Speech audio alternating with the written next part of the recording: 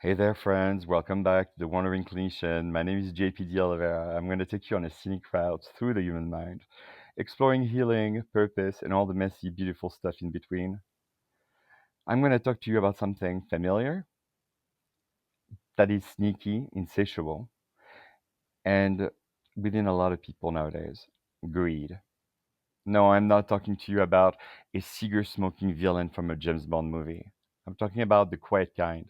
The one that says, just one more, please, when you're already full. Whether it's money, success, attention, love, greed's appetite is endless. But what if I told you greed isn't just bad behavior? It's a wound, a fear, a very old story you keep telling yourself. So today, I'm going to unpack what greed really is, why it shows up in your life, and why it does to your mind. And now to set it down without moving into a yurt and renouncing drinking espresso. Let's define greed. Let's talk about what greed is. Let's talk about how you view greed. What is greed?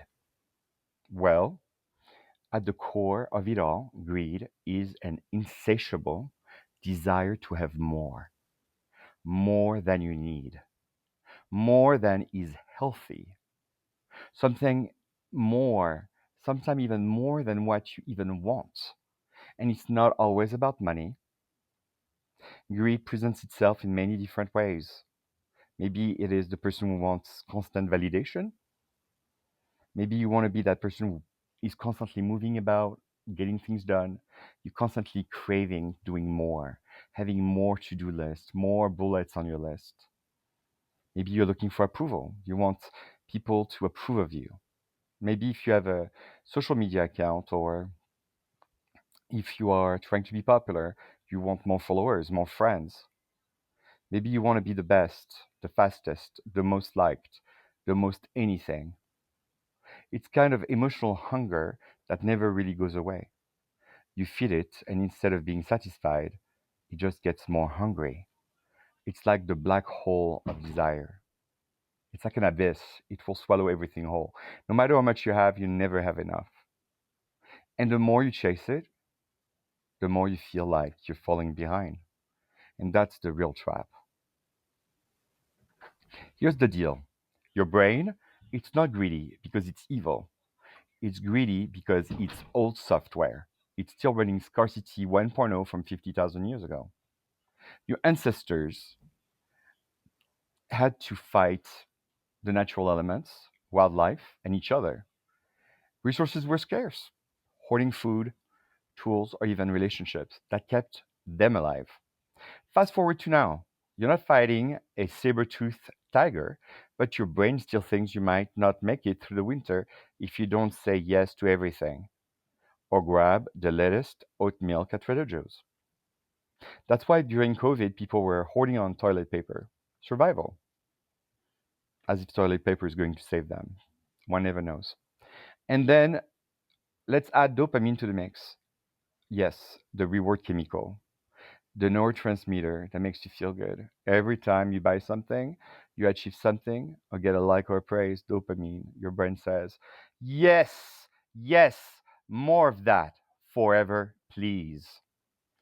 So when you talk about greed, I'm not just talking about character flaws, I'm talking about ancient biology, modern marketing, and a system designed to keep you chasing. As a matter of fact, most companies know that. That's why they give you like 30 minutes to make up your mind on something that could change your life. And you could save maybe 20%, 30%, 40%, or give something away for free. It's because they want to get that part of your brain that goes, I really want this, and I don't want to lose that. So it's manipulative, but it also taps into your worst fears, the fear of not having enough. Why are we greedy? So, why do you actually become greedy? I'm going to give you some reasons that come up for people, my clients, myself, maybe even you. Maybe you're afraid you don't have enough or you won't have enough. And I'm not talking about just money or food, I'm talking about love, time, chances. And so that's why people grab and hoard, just in case. It's emotional prepping for the apocalypse. People will try to hold on to things that make them feel safe. Also, your self worth might be confused. A lot of people equate what they have with who they are. And if they stop achieving or acquiring, they're afraid they will disappear. Some people are really addicted to validation. They chase applause, being validated, because the silence around them feels like rejection. And the next win is just performance to keep people clapping. Also, when you feel powerless, greed can be a shortcut to control, a way to build an armor around vulnerability. And in our society, and I'm talking about us, citizens of the United States, we're taught to be greedy. Our culture says more is always better, bigger is always best, and contentment, that's for losers. So, yeah, it makes emotional sense, but it doesn't mean you have to keep feeding it. And there's a cost to being greedy, a huge cost. Well, it doesn't just drain your energy, it drains your peace, your relationship, your identity. And when you spend too much money you don't have, your bank account, you might feel perpetually dissatisfied. It's like being on a treadmill, which does not have a off switch. You run and run and run and run, thinking the next thing will fulfill you, but it never does. You might feel disconnected. You might feel like you don't have people near you or that understand you. You can't relate to the people in your life, and the people in your life can't relate to you. And sometimes you will compete with people that are really meant to be just your friends. You end up feeling burned out because you're striving always, wants more, but it's very taxing. You can't stop. You don't rest. And joy, it starts to feel like suspicious. And when someone ties their self worth to what they accumulate or achieve, they happen to feel really, really low. Because what happens when those resources go away? What happens if you tie yourself to being the better person at work or to having the bigger house? You lose your house, you're no longer somebody, you don't have that job, you're no longer someone. So, greed is very sneaky. It often comes up with a mask. And no, greedy people don't always look like the Elon Musk or, Jeff Bezos. It could be the person who needs constant praise, the person who needs to be praised all the time.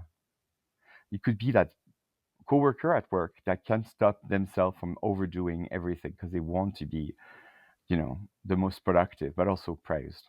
It could be that one guy who dates one different girl every day because he's looking for somebody that will give him that first moment spark. Or it could be that influencer that's styling their life to look like a box of joy, but rarely lives it. Greed wears designer clothing because it cares about making good impression.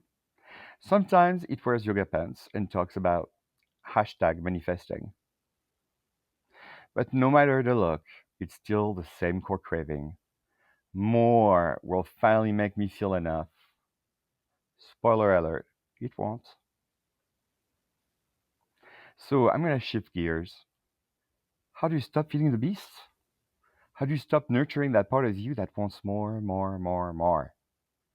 How do you stop, um, you know, greed from conquering your life and dominating it? How do you turn down the volume on it? And how do you turn up the volume on enoughness? Let's say it again, enoughness. I'm going to share some ways with you that can help you in your life, personal life, professional life. In doubt, always be grateful. Look for things to be happy about in your life. Gratitude, it's greed's antidote. And I don't mean fake grateful Instagram captions. I mean noticing daily what already is enough. realizing what you have, being grateful for what you have. That's really important. And what if your success was not about more, but about the quality of your relationship, the quality of your life, your depth, the presence you bring, the contributions you make? You should stop listening to everybody around you, especially on social media. Clean up your feed. Fill your world with reminders of wholeness, not hustle. Be generous. Give of yourself. When one gives, whether it's time, encouragement, attention, it teaches you and your brain you have enough to share. Feel the feelings that you feel, like really let them wash over you. Feel that discomfort and allow yourself some time to be bored. Allow yourself some time to feel lonely or to be afraid or to want more because this will pass as well. And if you have not seen a therapist in a long time or have never met with one, I encourage you to go sign up with someone because everybody needs support here and there. So I'm going to, I'm going to say something really important. I don't want to trash capitalism, but I want to be realistic. Greed is not just personal, it's structural. We live in a system that rewards accumulation. People who have the most houses, the most cars, the most money are looked upon as if they were amazing because we glorify productivity, we glorify money, we glorify acquisition, but in the end, we're all going to die.